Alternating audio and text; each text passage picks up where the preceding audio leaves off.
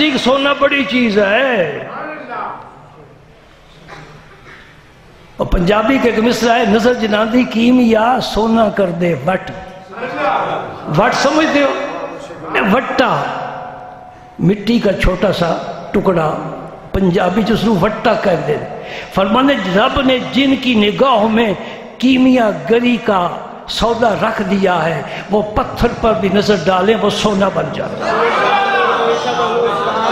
بھائی آپ کا وقت تو زیادہ ہو رہا ہے اور آج میرا جی چاہ رہا ہے آپ سے باتیں کرنے کو.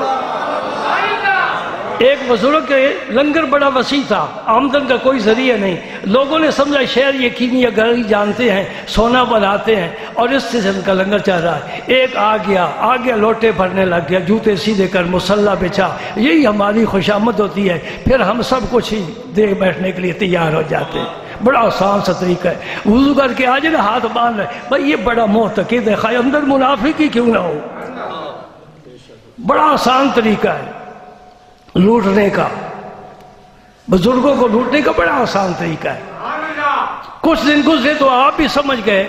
فرمایا بھائی کیا بات ہے، تو کیا غرض لے کر آیا ہے؟ انہیں کہ حضور مہربانی فرماؤ، یہ سونا بنانے کا طریقہ مجھے سکھا دو. فرمایا مجھے تو سونا بنانے کا طریقہ نہیں آتا، میں تو رات کو اللہ کو سجدے کرتا ہوں اور پھر ہاتھ اٹھاتا. اللہ کی قسم ہے یہ ادارہ اسی طرح بنا ہے، اسی طرح چل رہا ہے. اللہ تعالیٰ سجدے قبول فرمائے، اٹھے ہوئے ہاتھ خالی نہ واپس بھیجے. بڑا کرم فرما رہا ہے، بڑا کرم فرما رہا ہے. آپ نے فرمایا اچھا. جب اس نے ضد کی نے اصرار کی، فرمایا ٹھیک ہے چلو باہر چلتے ہیں رفع حاجت کے لیے. باہر چلے گئے، کھیت تھا خالی. تو فرمایا یہاں سے نا 3 ڈھیلے اٹھا کر لا، مٹی کے ڈھیلے استنجے کے لیے. جب تک یہ طریقہ تھا لوگ صحت مند تھے. جب فلش سسٹم بڑھ گیا، ٹشو آ گئے، اب لوگوں کی صحتیں خراب ہو گئی. پانی ابال کر پینے لگ گئے، وہ نہر سے پانی بھر کر پیتے تھے، وہ صحت مند تھے. ہم اللہ اللہ کچھ اور بات ہے. وہ کافی دیر لگا دی.